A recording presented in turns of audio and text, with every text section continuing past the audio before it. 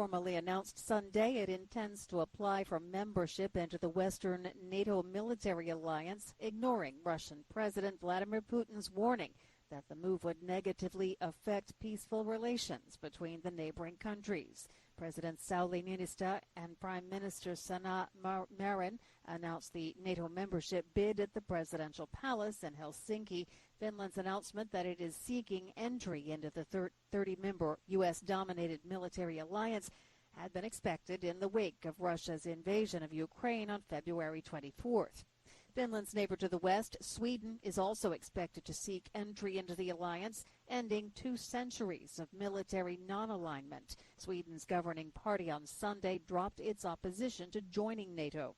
The 2 Nordic countries' NATO applications will likely move swiftly. NATO Secretary General Jens Stoltenberg says they will be welcomed. The Kremlin's press service said that Putin, in a phone conversation with Niinistö on Saturday, warned the Finnish leader that its abandonment of traditional policy of military neutrality would be an error. In Putin's words, since there are no threats to Finland's security.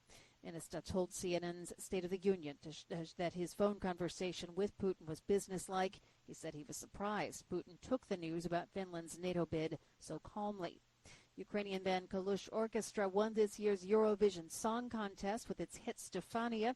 The band released a new music video featuring footage of war-ravaged Ukraine just hours after it won the contest, which tallies votes from some 200 million viewers in 40 countries. Russia was barred from the contest this year after its invasion of Ukraine.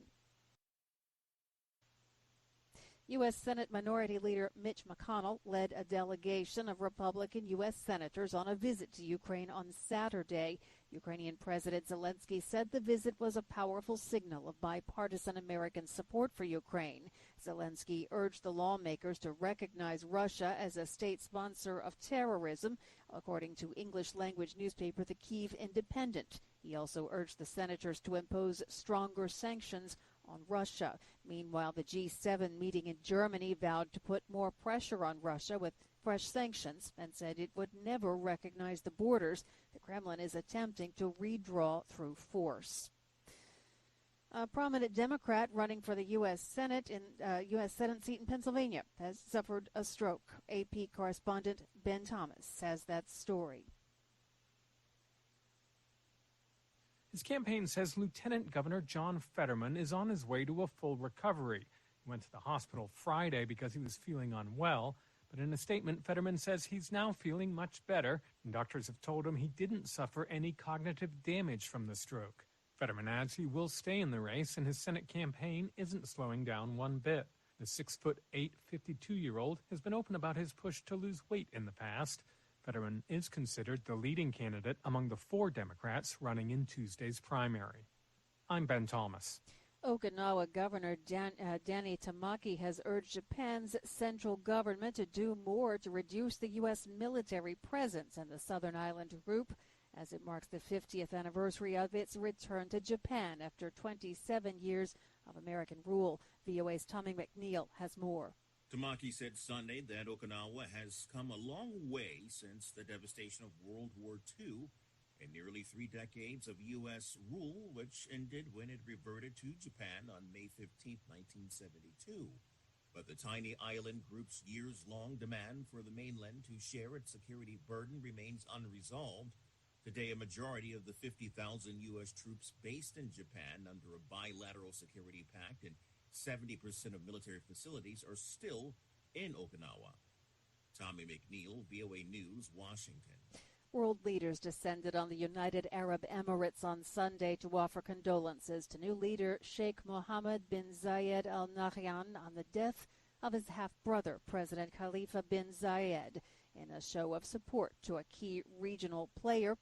And recapping our top story this hour, Finland has formally announced that it intends to apply for membership into the Western NATO military alliance.